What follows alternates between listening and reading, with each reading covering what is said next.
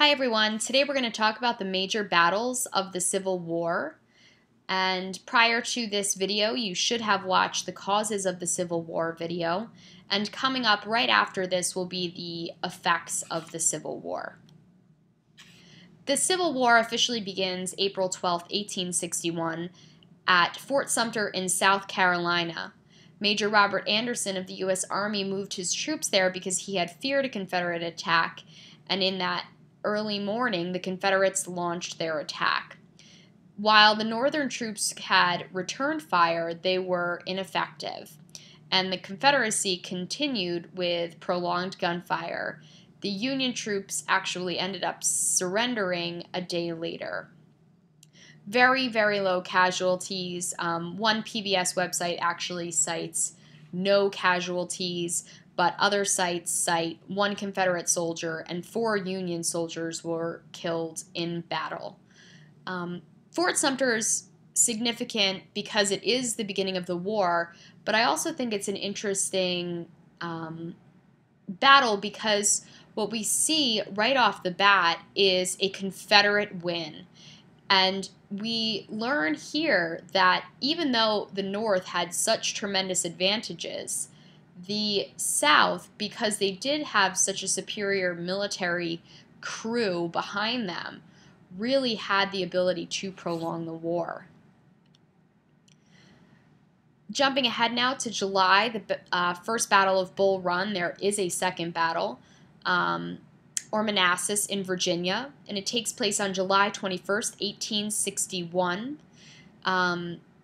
General McDowell of the Union is moving his army toward Richmond. We have General Beauregard who intercepts the troops, and the battle lasts for about 5 hours. The Confederate forces begin to retreat due to the losses, except General Stonewall Jackson, who continued to fight until reinforcements arrived. This re-energized Confederates pushed McDowell's forces out of the area, and the Union casualties were high, about 3,000. I think I saw a number that was about 2,950, 2,975, and the Confederates suffered about 2,000 casualties in the 1700s more specifically. Taking a look at the Battle of Shiloh in 1862, this is a 2-day battle that occurs in Tennessee.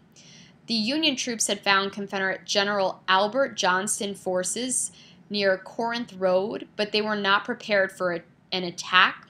The Southern troops actually forced them back to the river and gained some land, but they suffer many losses as a result of this.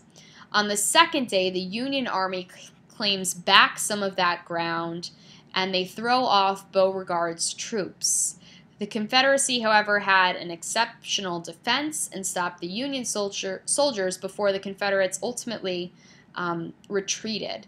And I've included the casualty number here, which is 23,741 people, and 13,000 were Union, and close to 11,000 were Confederate soldiers. The Battle of the Ironclads is also known as the Battle of Hampton Roads and the Battle of the Monitor and the Merrimack.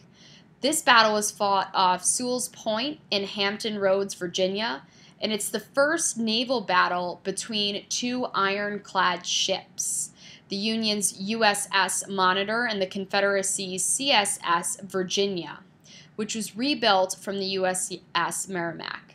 The battle took place over 2 days, and the Virginia destroyed many of the Union's wooden ships.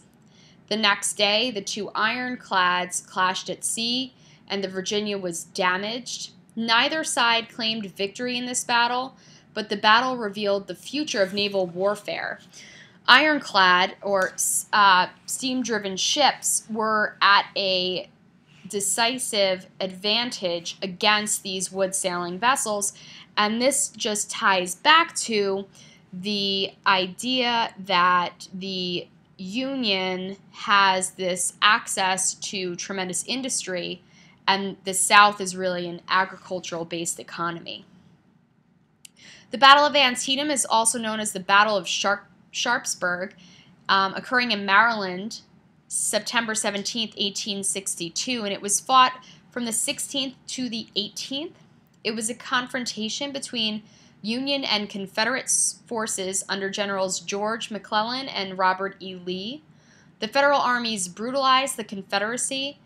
The combined casualties were more than 23,000. The Union pushed Lee and his troops back to Antietam Creek, but the stubborn Confederate generals counterattacked with all his troops. The two sides fought basically to a standstill, and both armies withdrew. And I don't know if you can see down in the bottom picture, but these are actually just bodies along this road. The casualty number here is very high for both troops to withdraw and for no one to claim victory. The Battle of Fredericksburg was fought in Virginia on December 13, 1862, and the Union General Ambrose Burnside led a march on Richmond, but was delayed for more than 2 weeks because of late arriving supplies. General Lee positioned his army, deploying snipers to pick off Federal troops. Confederate artillery decimated Union forces in their attempts to capture the area, and many Union soldiers were left in the open after crossing military pontoon bridges, so they became easy prey for these Confederate troops. Burnside had no choice but to retreat with what was left of his army, and again, while this is a graphic representation, you can see the men here just kind of strewn about with casualties totaling almost 18,000. The Emancipation Proclamation is something that we're going to be taking a look at in class, but President Abraham Lincoln issued this January 1st, 1863, and it was part of this two-part plan that guaranteed freedom to the slaves in the Union and some Confederate states.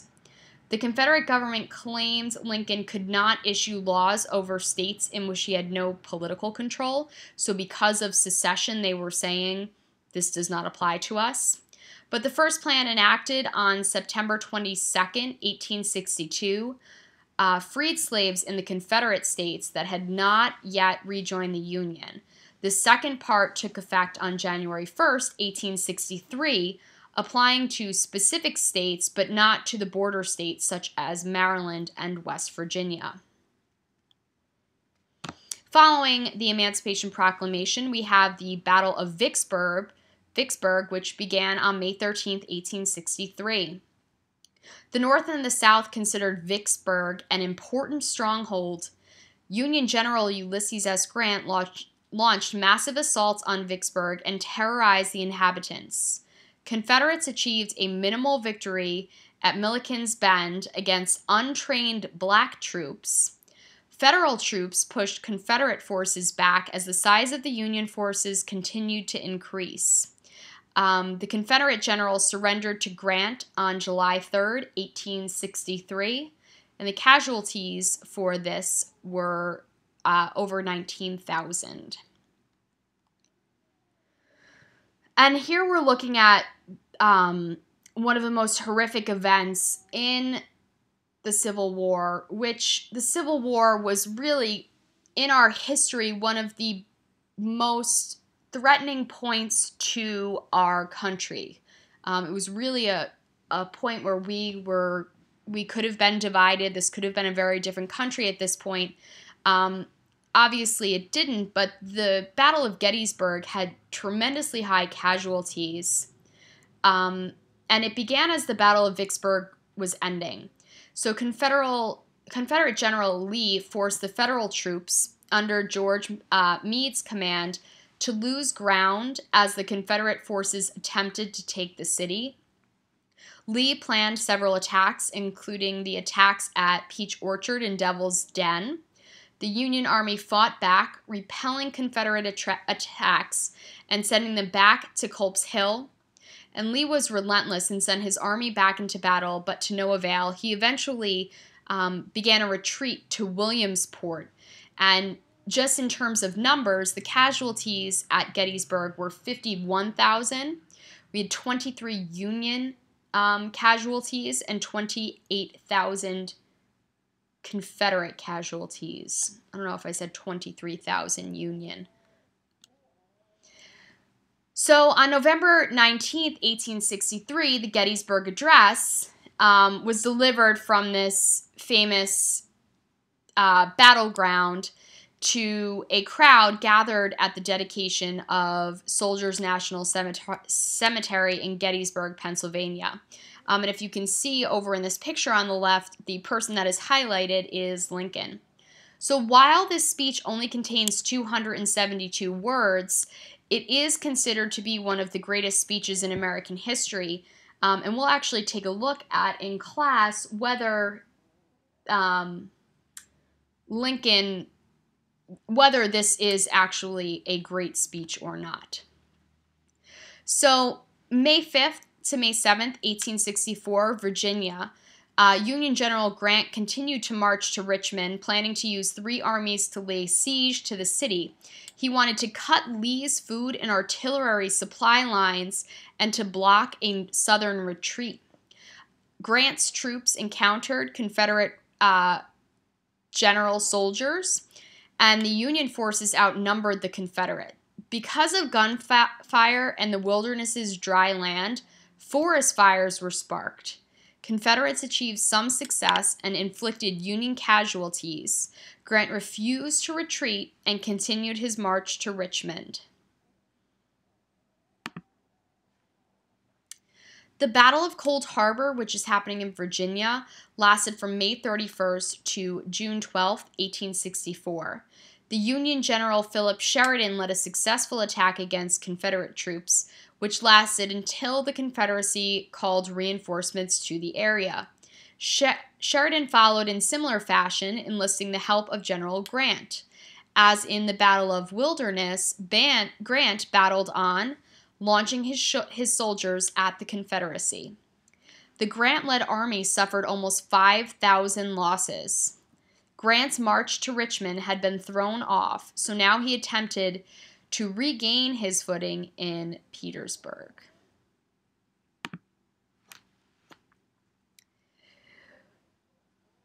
Sherman's march to the sea from November 15th to December 20th. Union General William T. Sherman had already captured Atlanta, but he wanted to leave 60,000 troops there while he marched the rest of his army to the Atlantic Ocean through Savannah, Georgia. During this time, Confederate General John Hood had led troops in a raid on Tennessee, leaving Sherman's soldiers to face fewer than 5,000 Confederate soldiers. Sherman's troops burned buildings and infrastructures along the way, destroying many cities and towns.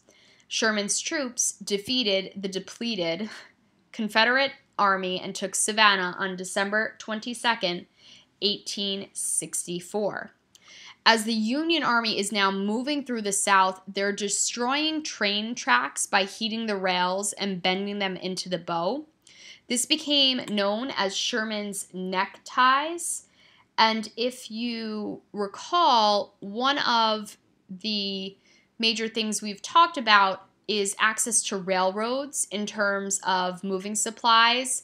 The North had really kept their railroads up to date. The South didn't really recognize or see the importance as tremendously as the North did. So now this attack on the railroads is cutting them off further. And this is where we're going to stop today. This is the surrender at Appomattox, April 9th, 1865. So General Lee surrendered his Confederate army at Appomattox Courthouse on April 9th, 1865. Lee's army had diminished, which contributed to the Union victory near the end of the war. And in a sign of respect, Grant allowed Lee to keep his saber and horse. General Joseph Johnston was the last Confederate general who continued to fight. He still believed that the South could win the war. Johnston's troops eventually fell to Federal troops, and he surrendered to General Sherman on April 26, 1865.